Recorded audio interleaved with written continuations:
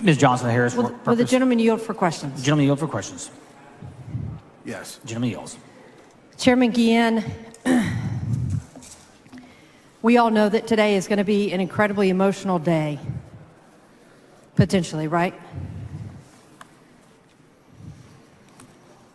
When we talk about these issues, for example, this amendment that Vice Chair Hernandez talks about, she can feel it because she knows how this is going to impact her family, right?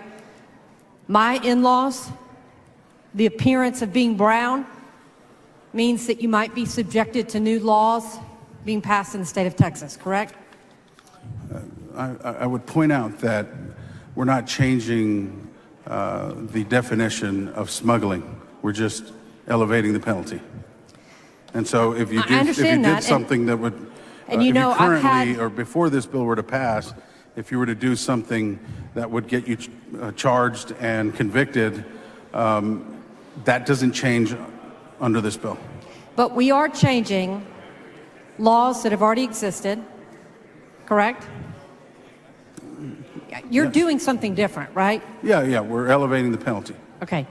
Are you aware that in the last hour, a story has broken on Texas Tribune about some of the folks that are trying to push the House and the Senate to pass some of these changes to our laws? No, I'm not aware. Are you aware that the Texas Tribune is reporting that leader of anti-immigration group Texans for Strong Borders also runs an anonymous hate-filled social media account, which is again connected to Nick Fuentes? No. You weren't aware that a prominent anonymous figure in Nick Fuentes' white supremacist movement is also the leader of Texans for Strong Borders, a well-connected group that has recently emerged as an influential voice of the Texas GOP and pushed lawmakers to crack down on legal and illegal immigration? Members, please confine your remarks to the amendment before the House. I'm not sure what this has to do with the bill.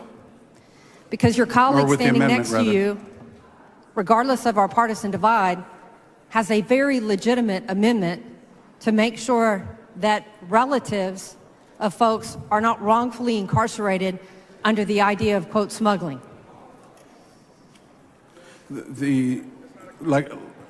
So what's the question? I'm sorry. Are you open to the amendment being offered by your colleague who you know knows how detrimental this will be to many Texans, that the policy does matter, and that if it wasn't going to do something different, you wouldn't be pushing to change the law? So if people weren't going to be affected, you wouldn't be here. We have language in the bill that modulates the third-degree family members. And of course, we have language in statute that gives affirmative defense to prosecution for family members in the first and second degree. And so we are doing many of the things that y'all are calling for, but we're also trying to be tough, and we're trying to send a message that smuggling's not going to be tolerated anymore. So if it works for my sibling, why can't I be protected from my cousin? If it works for who? I'm sorry? If you don't want my sister prosecuted, then why do you want my cousin prosecuted? That's already in the statute, and we're not changing that in the bill. I don't think that your colleague agrees. So if it's already in statute, what's wrong with accepting her amendment that just confirms it would be in statute?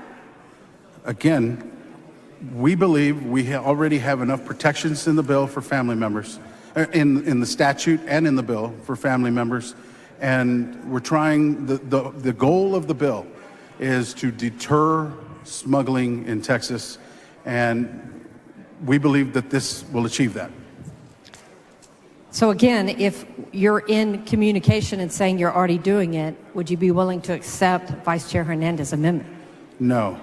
We have protections in the law and protections in the bill already for family members.